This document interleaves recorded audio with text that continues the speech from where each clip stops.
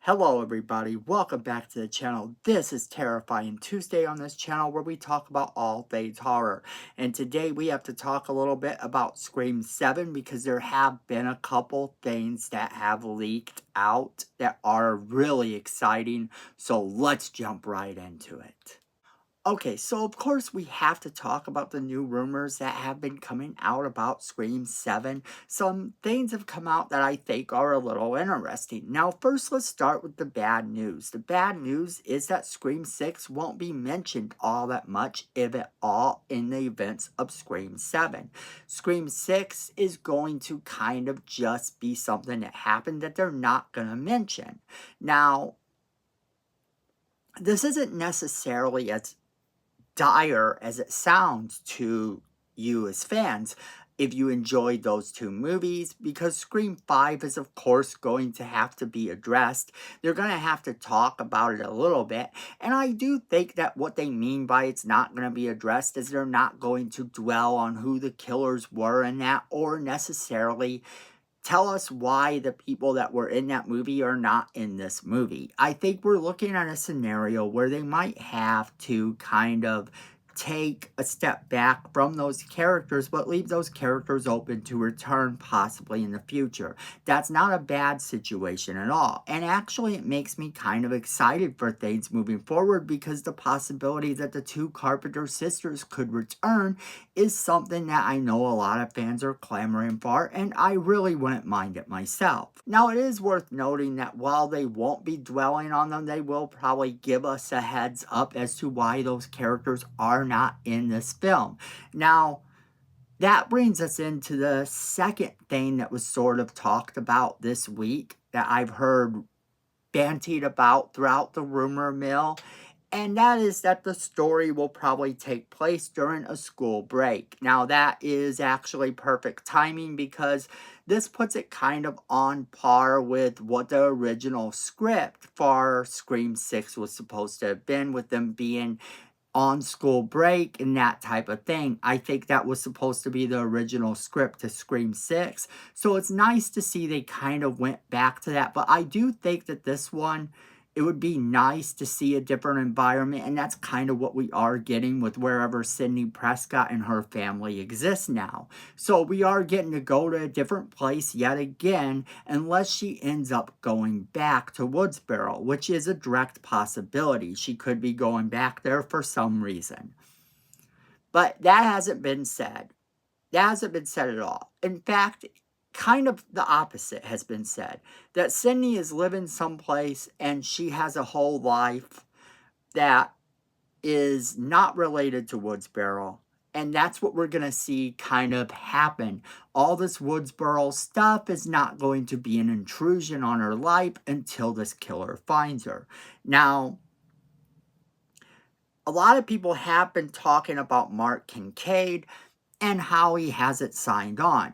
Now, the rumor mill has said that he has not signed on, and some speculation has started to come about why.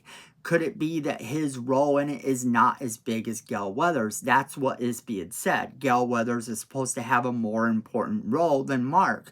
Mark would be designated to kind of the stay-at-home dad, if you will, the house husband. And I don't know that he has a problem with that, but that's what people are throwing out there as a possibility.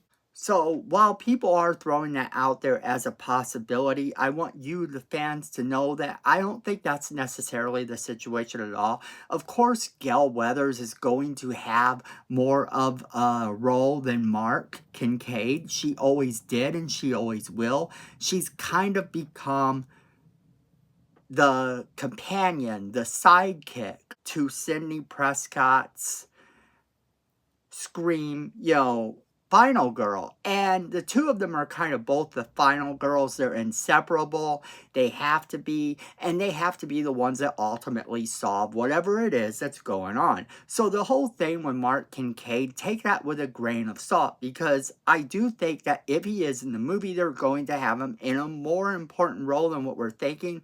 Just, he will never be the final guy. He will never be sitting there in the final via cotton weary, kind of looking at them and helping them to solve this problem. That's not going to be how that goes. If anything, he will play kind of the same part he did in Scream 3, where he ends up kind of just there at the time and maybe helps just slightly, but doesn't really help at the very, very end of the movie. It's just one of those things that we know the two that have to do that. We know who is in charge of being the final two to stand up to the killer. That formula isn't going to change. So take that whole thing with him not wanting to be there because of some sort of dispute over how small his role is with a grain of salt, because if they do have a spot for him in the movie and they can use him, they probably will, and it's just a matter of paying the man what he needs to be paid to come back to the role. And he apparently really does like horror. We recently saw him in the Thanksgiving slasher movie. We know that he likes that type of stuff, so it is very plausible to see him come back. Now, the other bit of news is that the neighbor who hates Sidney Prescott, the one that everybody has been speculating could be a killer or could be someone who just really, really despises her and wants her out of the way, apparently her house is going to act as the final scene in the movie. That's going to be the setting for the showdown at the end of the movie. And you know there has to be a showdown. That's the thing. There always has to be a showdown. And that looks like that's going to be the place where the showdown takes place. So what does this mean exactly? A lot of people are speculating that this, of course, means that this lady is the killer. I think that that's kind of too soon to say that. In fact, I kind of want to say I doubt now that this girl is the killer at all. She could just be having a party that Sidney Prescott and Gail Weathers have to crash due to the killer coming in to off a bunch of these people. And that would be kind of cool, because now you've put into perspective where she isn't going to want Sidney Prescott's involvement. Maybe Sidney Prescott knows what's going on before it starts. She knows that the Ghostface killer is going to appear at this party and try to kill the guests. Now, the lady who don't like her isn't going to want her to be there at all. She's going to say, "You are bringing him." Probably even blame Sidney Prescott, saying that she is the Ghostface killer and always has been, or something like that. That would make a really good dynamic, if you ask me, for someone to outright call Sidney Prescott out for being the Ghostface killer, much like we saw in the very first movie with the two bathroom girls. And I think that's what we're looking at here. I think that her having her house as the final showdown spot, the location, that automatically just kind of puts this whole thing on her where now you suspect she's the killer. And I think they're going to go a completely different direction, because we kind of went that direction with Scream 5. And I don't see us going that direction again. When you really think about it, that's kind of the direction we went with the original Scream movie too. So I don't see that as a thing. Also, Scream 3, if you think about it, kind of went with that same formula. So when you think about it going with that formula over and over again, I do think that it's something that's going to be meant to throw us off, something they want us to think is going to happen that is not going to happen. But anyway, it is exciting to see that they are going to do something like that, where Sidney Prescott may have to save this girl who outright hates her. And that part excites me too. I think that's an excellent location to end it on. I think that having them go to a house of someone who utterly hates Sidney Prescott with the passion of 1,000 fires or something is going to be awesome, because that is going to be so hard for Sidney Prescott to actually save these people in the movie. And it will be very interesting to see if she actually can do it, or to see if she starts to fail just a little bit at trying to save them, because you can't save people that don't want to be saved. And And you see this all the time in slasher films. Some of the best slasher films have someone getting warned that something's going to happen, and then automatically they just disregard it, and then they are stalked and killed by the killer. So I think that's a very interesting thing, too, that could happen here. But to see this as the final showdown location, I do think is going to be a lot of fun.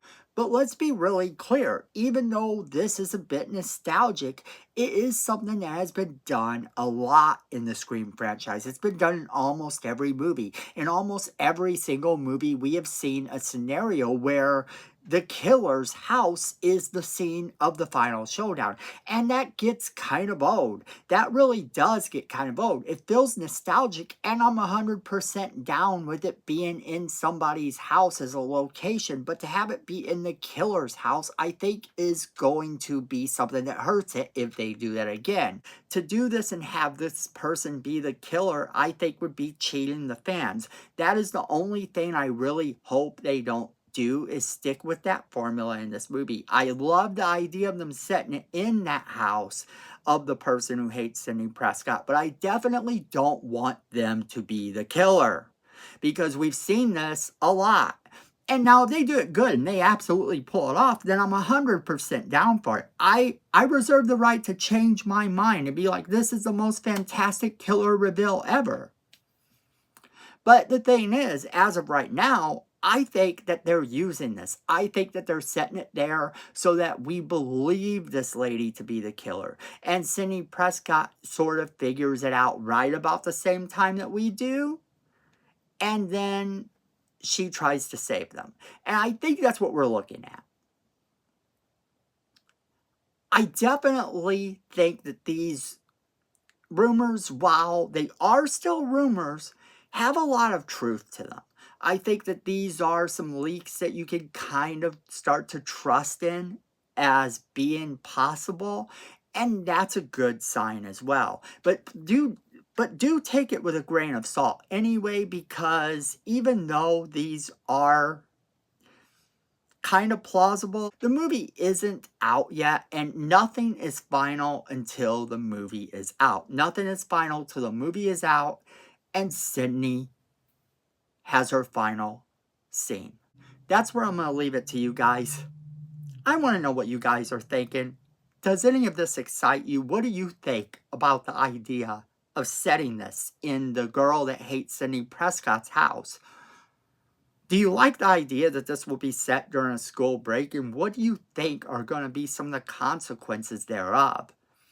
Also, do you want Mark Kincaid to be in a much bigger role? And what do you think of Gal Weathers getting the same type of big role that she normally plays in the movie? As always, we want to know what you guys think, so make sure you leave us that comment in the comment box below. Make sure you share this video with all of your friends. They're definitely going to want to be a part of the conversation as well. Don't forget to hit that like button. It's free, it helps the channel, and we really do appreciate it. Miko says we need more subscribers, and look at this face. You don't want to disappoint Miko, so go ahead and hit that subscribe button. Hit that notification bell while you're down there so you don't miss a single video we do. And friends, at the end of the day, I know it, you know it, and Miko knows it. Fandom is family.